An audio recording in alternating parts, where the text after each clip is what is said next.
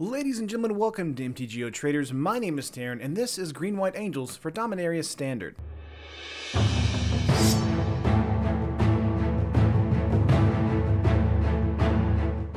So I tried the animation thing a little bit, and one point, it takes a while to edit that. And second point, you guys were like, what is this weeb stuff, and why is it in my MTG? So I was like, okay. Maybe I'll include the illustration stuff into a later style video in the near future. But for now, we'll just kind of go back to the standard like this right here, but with a little bit of a new layout when we talk about the cards. And this deck, of course, is a Green-White Angels list. Technically, I would call this maybe Green-White Tokens, but we have enough angels in here to call it angels. Lots of angels, actually. But let's get into our deck list here, starting with, of course, our creatures. Look at this nice layout here. We got 17 creatures in total, 4 Llanowar Elves, 3 Angel of Condemnation, 3 Shell-Eye Voice of Plenty, 4 Angel of Invention, and 3 Lyra Dawnbringer. Just a little side note, we probably would have gone to 4 Lyra Dawnbringer, or Lyra Dawnbringer, however you want to pronounce that. But Lyra Dawnbringer is one of the more expensive cards in the deck list here, being super pricey. So instead I opted for a more token-based creature, which is Angel of Invention. Llanowar Elf is going to be a great turn 1 play for us, hopefully getting us into the 4 mana slot we desperately need for our creatures here. Don't worry though, we have lots of really good creature production in our actual spells list, but these are nice topping creatures for us. Angel of Condemnation though is a 4 mana 3/3 angel with flying and vigilance. Vigilance is very important because Seal Away is used a lot right now, and a flying 3/3 for 4 is actually not terrible. It's also got a decent blink ability for 3 mana, and if you want to exert it for 3 mana, it also just exiles something until it leaves the battlefield. So if opponent is really being aggressive with their board state, we can actually just exile another creature on their side of the field. The Shell-Eye Voice of Plenty is a fantastic card for us, especially on the token-based strategy, being able to put tokens on our entire board, as well as giving our entire board protection from their spells, as well as a Settle the Wreckage if we're attacking in too. It's a 4 mana 3/4 flyer. You, planeswalkers you control, and other creatures you control have hexproof, and of course to pay that 6, put a +1/+1 counter on each creature you control. Basically Gavny Township, if you guys were familiar with that. Then Angel of Invention coming in as a 5 mana 2/1 flying vigilance lifelinker. Very nice, again, getting around that Seal Away, but also Fabricate for 2, meaning it can be coming in as a 4/3 or just making it a 2/1 with 2 1/1s as well. Then Lyra Dawnbringer being a 5 mana 5/5 flying first strike lifelink. Can't ask for much more than that, but it also pumps all of our angels here. They get +1/+1 and have lifelink too. So the 2 angels that don't have lifelink, Condemnation and Shell-Eye, also gain lifelink as well. So a 4 mana 4/4 flying vigilance lifelinker with Angel of Condemnation that can blink stuff is ridiculous with Lyra Dawnbringer for sure. One of the best parts about the synergy of these cards is Shell-Eye protects everything. Angel of Condemnation can actually blink Shell-Eye. So if they have something like a Vraska's Contempt or an Hour of Glory or something like that, Angel of Condemnation can blink Shell-Eye out of existence, and that's very useful too. But that's all the creatures of the deck list. Let's move on to our spells here, which are the token producers. We have Legion's Landing, Historia Benalia, which is another expensive card in the deck list, Saproling Migration, and Servo Exhibition. This is green-white, so we can actually get both of the 2 best token producers in the format. Legion's Landing being a great card for us on turn 1 as well if we don't get into a Llanowar Elf. A 1 mana legendary enchantment. When it enters a battlefield, we get a 1/1 white vampire creature token with lifelink, and then when we attack with 3 creatures, Legion's Landing does flip, giving us a white mana. We can also pay 3 mana, tap it, and get a 1/1 white vampire token with lifelink as well. History of Benalia being a great token producer as well. 3 mana enchantment saga. Chapter 1 and 2,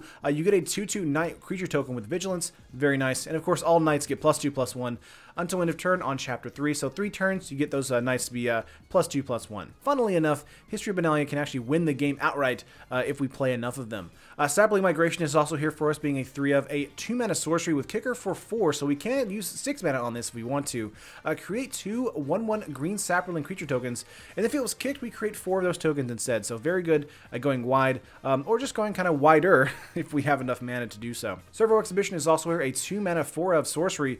Just create 2 1/1 colorless Servo artifact creature tokens. So again, we're just going wider with Servo Exhibition. So all these cards are a great way for us to go wide and you know, make sure everything's protected with Shell-Eye, and as well as getting counters on everything else as well. Again, while I do call this deck an Angels list, this is definitely a token-based list as well.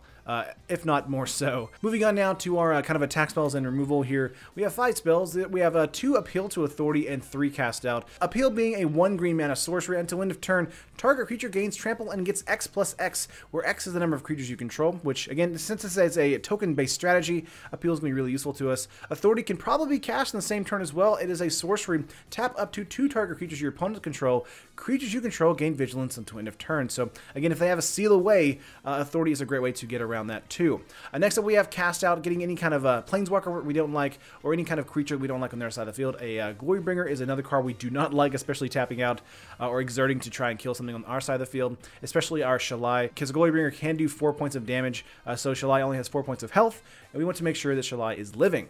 A 4-mana enchantment with Flash. When Cast Out enters the battlefield, exile target non-land permanent and opponent controls until Cast Out leaves the battlefield, and cycling for 1 white mana. So a lot of good stuff for us there in the removal slot. But that's basically everything in the deck list besides lands here. Let's go over lands. We have 4 Forest, 8 Plains, 4 Scattered Grove as a tap land forest or cycler. We have 4 Sun Petal Grove as buddy lands, and 4 Shepherd Dunes, since this is, again, a token-based strategy. Could have put in some Scavenger Grounds or some Field of Ruins in here, but I do think that a lot of the double white mana in the deck list does need to have an answer for it, and I think we just wanted to have a straight mana-based or color-based list here. But that's the Game 1 game plan. What can we do against control? What can we do against aggro? Let's move on to our sideboard here really quickly.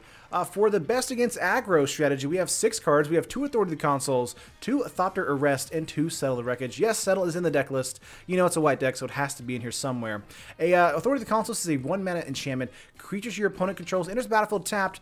Very good for us if we're up against a mono-red strategy or another haste strategy for sure. And whenever a creature enters the battlefield under an opponent's control, we gain 1 life as well, so very useful on the play as well, especially against another token-based strategy. So if they have their tokens coming in tapped, we gain life, and then we just get to swing in over those tokens, so very useful. Thopter Arrest is here to kind of represent the Heart of Kiran in the format right now, as well as being able to represent any kind of removal against a heavy creature-based strategy. A 3-mana enchantment, basically it's Cast Out, but for 3 mana, and that's super useful to us as well. And Settle the Wreckage, you guys probably know it by now, a 4-mana instant. Exile all attacking creatures target player controls. That player may search his or her library for that many basic lands, put those cards onto the battlefield tapped, then shuffle his or her library. So Settle the Wreckage, super useful for us. Very good way of being able to kind of wreck our opponent if they decide to Alpha Strike against us. If we have 4 mana up and they see that we have 2 white mana available, you know we have Settle in our hand. So very good card for us in general. Moving on against kind of the mid-range and control strategy. These are 9 other cards in the sideboard here. We have 2 Naturalize, 2 Sentinel Totem, 3 Thrashing Brontodon, and 2 Angel of Sanctions. See, Angel of Sanctions is also in this list as well, but in the sideboard because it's a bit more expensive than Angel of Condemnation. So Naturalize and Thrashing Brontodon are here for great artifact or an enchantment removal, Naturalize being instant speed removal, and Thrashing Brontodon being a great 3/4, being able to kind of survive the aggro-based strategy, as well as be just a great blocker or attacker against a more mid-range and control strategy, with the option of killing like a Walking Ballista on reactivation, or History of Benalia, or something like that we do not like.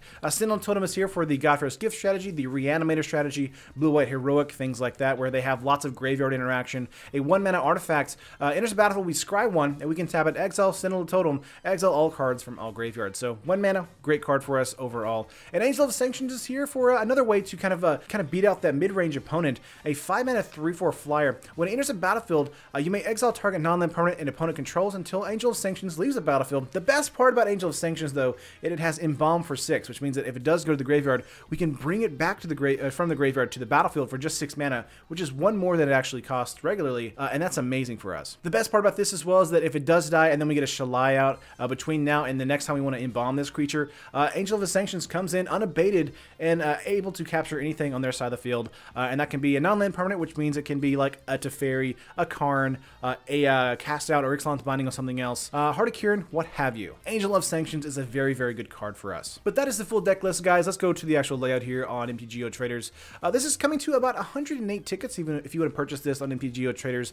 And if you want to build this deck list in paper, it's coming to about $304 as well. Of course, the expensive cards will be Lyra Dawnbringer, History of Benalia, Legion's Landing is a few shekels as well, with Angel of Invention and Shalai just behind that. And for the sideboard, Settle the Wreckage is another expensive card as well. But that is the deck list, guys. Please let me know what you think in the comments down below. Do you like it? Do you hate it? Do you have suggestions for it? Please let me know. And if you have a future deck you want me to cover on the channel, just let me know down there in the comments below as well. Always excited to hear your suggestions for sure. I know next week we're probably going to hit on a black-green like aggro or mid-range list, thanks to some suggestions during the Twitch stream today. So had a bunch of fun on that as well. If you guys don't know, I stream on Twitch Monday through Friday at 10 a.m. Central Standard Time. This is probably going live on Saturday, so I won't be streaming today, but I will be streaming this on Monday for sure. But that's it for the video, guys. Like the video if you like it, subscribe to the channel if you haven't already, and make sure to hit that bell to know when we upload a video on the channel. I really appreciate you guys, and I will see you in the next video. Peace.